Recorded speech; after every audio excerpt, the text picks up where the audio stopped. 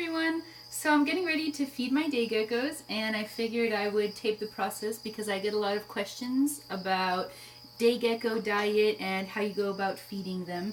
So let me tell you a little bit about the materials that I have here. First and foremost would be the gecko diet. My gecko diet of choice is Pangea's watermelon and mango gecko food. This is good for day geckos, but also good for crested geckos, gargoyle geckos, any gecko that eats fruit in the wild. This is going to be good for them. In addition, day geckos need added calcium. So I use Repashi's Calcium Plus. This also has vitamins, which is excellent. Day geckos absolutely need calcium added, so you want to make sure you add a little bit to every meal. I use purified water to mix in with the dry gecko food to activate it. And then I feed using little deli cup lids. They're disposable, and I have a lot to feed out, so that's what I do.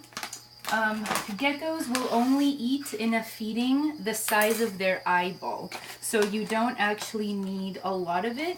You find that if you give them too much, you'll end up wasting it, and this stuff isn't exactly cheap, you know? So you don't actually have to give them a lot. I go through a 1/4 cup plus an 1/8 cup every feeding because of the amount of geckos that I have. And then the calcium, I've never been able to get an answer from anybody about exactly how much they add. So I just add about a 1/2 teaspoon or so for my big amount. Once I have the dry goods, I go ahead and add the water. And you want to mix it right away because if not, it gets weird. But what's good about this is that you can actually mix it ahead of time, and the gecko diet will last a few days in the fridge. So Pangea also sells these little squeeze bottles, and you can pre-make it, and then every day or every other day when you feed your geckos, you can just get it from the fridge. Just make sure you feed it out at room temperature, because I'm sure that, you know, cold diet isn't exactly good for them. So it's nice to supplement their diet with insects, dusted insects, of course. You want to always dust the insects you give them just to make sure they're getting all of their vitamins.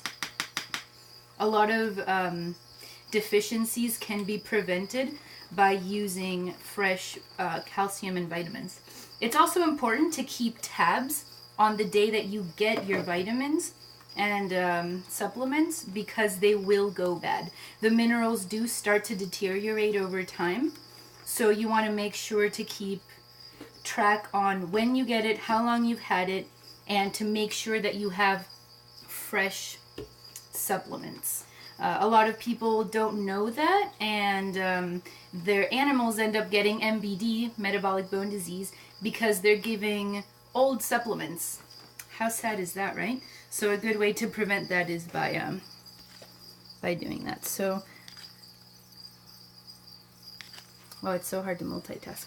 So I go ahead and I just fill up a little bit of the center. A lot of the vivariums that I feed out have multiple geckos, so I like to make sure that that I do this. Now, with the topic of crested geckos and added calcium, I do know that there's some kind of discrepancy when it comes to males and calcium. So if that's something that you're worried about, definitely talk to somebody that knows a little more than I do. I'm just a hobbyist, so I don't know a lot, but I know enough to keep my guys good.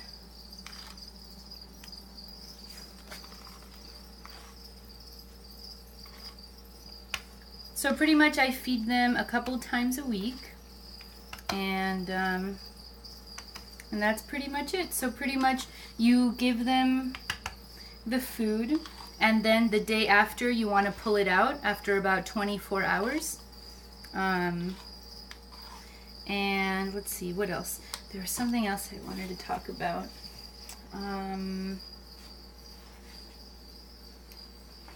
Oh, shucks, I don't remember. Oh well. So this is pretty much how you feed day geckos and crested geckos and gargoyle geckos and any gecko that eats a fruit-based diet.